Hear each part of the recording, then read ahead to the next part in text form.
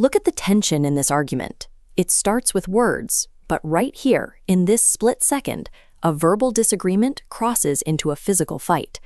That invisible line is the conflict threshold. We are diving into this today on behalf of the other way, personal sovereignty and safety. Before we look at the specific steps to protect yourself, we have to recognize the trap most people fall into, the pride trap. When you are hyper-focused on proving you are right, your brain is too busy processing words to notice the other person stepping into your physical space. If you want to master your personal boundaries and get practical safety protocols like this every week, make sure to subscribe to the channel. You do not have to win the argument. Prioritizing your physical safety and your spatial awareness over having the last word is how you spot the threshold and avoid a physical ambush. We use 4 structural fixes to keep an argument from turning physical. Step 1 is to identify the threat signals. Start by listening for a specific shift in how they talk. You are listening for the moment they stop arguing about the facts and start issuing direct commands or ultimatums. When their language switches from explaining why you are wrong to telling you what they are going to do to you, the verbal debate is officially over. Next, watch their body language. The warning signs of an incoming physical strike are usually clenched hands, 10-step shoulders, or sudden weight shifts. Watch this top-down diagram. When arguments get heated, both people naturally and subconsciously slowly drift closer together. This is the distance leak, and it quietly leaves you within arm's reach of a strike.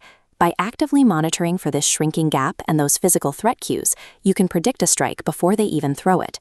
This brings us to step 2, double your space. As tension or volume goes up, your immediate response is to widen that gap. Never match their forward steps. If they advance, step back in unison to maintain that exact distance. That wide physical gap gives you the actual reaction time you need to block or evade if they make a sudden move. But maintaining that gap requires internal control. Your physical boundaries will fail if your mind is in a state of anger or panic. When you panic, the biological freeze response kicks in. Adrenaline causes tunnel vision, and your brain completely stops monitoring the space around you.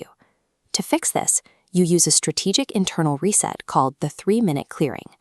This breaks the biological lock of the freeze response and restores your mental clarity under pressure.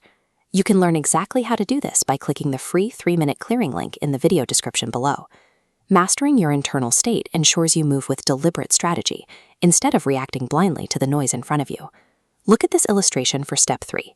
Deploy the fence. Bring your hands up to light chest level, with your palms open and facing outward. This serves a dual purpose. To the aggressor, it looks like a non-threatening, calming gesture. In reality, you have just built an active physical barrier over your vital areas. Take a second and physically practice this right now. Bring your hands up in front of your chest, open your palms, and face them out. If visualizing and practicing that posture helps you understand how to protect your space, hit the like button. Step 4 is to refuse to answer. You must completely stop participating in the emotional argument. Do not try to defend your character. State one simple, final sentence to end the conversation entirely on your terms. The instant you say it, turn your attention to the safest exit path and move away immediately. Drop down into the comments and share your go-to final sentence for shutting down an aggressive argument. When you deploy the fence and walk away on your own terms, you remove the aggressor's ability to dictate the flow of the confrontation. So remember the 4 structural fixes. Identify the threat signals, double your space, deploy the fence, and refuse to engage. By recognizing the exact line between their words and their physical actions, you strip away their element of surprise. You are not responsible for correcting what other people think. Your only responsibility is your own physical safety.